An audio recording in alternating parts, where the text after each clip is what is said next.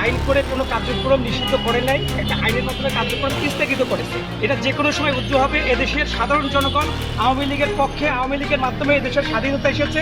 এই আইন বাতিল হবে এবং জনগণের ম্যান্ডেট নিয়ে মাননীয় প্রধানমন্ত্রী দেশত শেখ হাসিনা আবার পুনরায় ক্ষমতায় আসবে। এদেশের মানুষের ঢাকার উন্নয়ন করা নিষেধাজ্ঞা দেওয়ার কোনো সুযোগ নাই।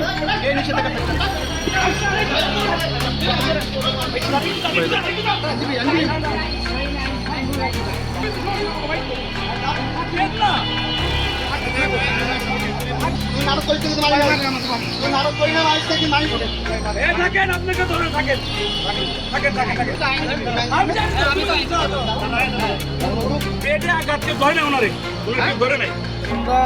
আমরা তো অলরেডি আওয়ামী লীগ নিষিদ্ধ সংগঠন এবং তারা এই 5 আগস্টকে ঘিরে বিভিন্ন জায়গায় নাশকতার সৃষ্টি করার পরিকল্পনা করতেছে। এটা আমাদের ভোট প্রাঙ্গণের বাইরে না, এটা তারা চিন্তা ভাবনা করতেছে এবং তারা চাইতেছে যে ভোট প্রাঙ্গণে একটা অস্থিরতা সৃষ্টি করার জন্য। এই অস্থিরতা যেন সৃষ্টি করতে না পারে সেই জন্য জাতীয়তাবাদী আইনজীবী ফোরাম এবং আইনজীবীর নেতৃবৃন্দ, আমাদের আইনজীবী সমিতির নেতৃবৃন্দ আমরা ঐক্যবদ্ধভাবে আমরা এগুলা যাতে নিবারণ করার জন্য আমরা যথেষ্ট সজাগ রয়েছি।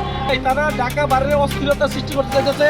নিষিদ্ধ সংগঠনের প্রতি বলল অনেকে আইনজীবীও না, তারা অনেক আইনজীবীও না, পোশাকদার বহিরাগত আইসা তারা এই ধরনের অরাজকতা সৃষ্টির চেষ্টা করতেছে। যারা করছে আমরা শনাক্ত করে তাদের বিরুদ্ধে আইনি ব্যবস্থা গ্রহণ করব।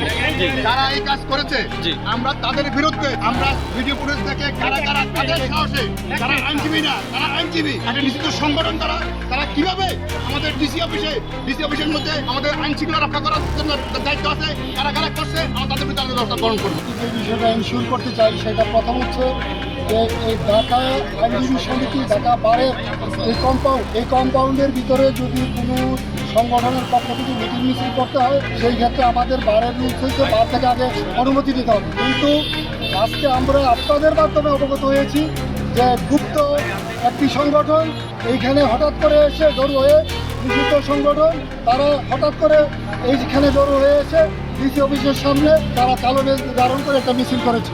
গুপ্ত সংগঠন আজকে এইখানে মিটিং মিছিল করার মতো সুযোগ পেত না।